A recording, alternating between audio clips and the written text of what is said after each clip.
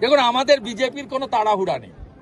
7ই ফেব্রুয়ারি voter list না বেরোলে vote হবে না, আর ভোট না হলে 5ই মে 2026 রাষ্ট্রপতি শাসন কাউকে চাইতে হবে না, সংবিধান অনুযায়ী হয়ে যাবে।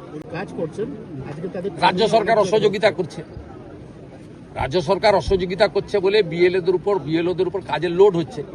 এক একটা এন্ট্রি করতে 20 মিনিট সময় লাগে। রাজ্য সরকার এসআইআর এর বিরোধী। যে কাজটা আপনার বিহারে 4 মাসের জন্য 1000 ডাটা এন্ট্রি অপারেটর নিয়েছিল নীতিশ কুমারজির সরকার, 4 মাসের জন্য কন্ট্রাকচুয়াল।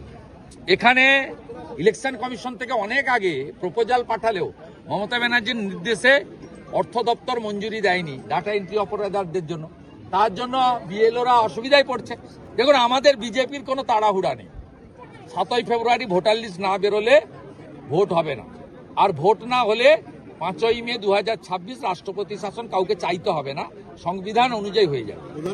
অতএব সঠিক সময়ে ভোটার তালিকা বের করানোর দায়িত্বটা ইলেকশন কমিশনের সাথে সাথে তৃণমূল পরিচালিত রাজ্য সরকারের বেশি, বিজেপির নয়।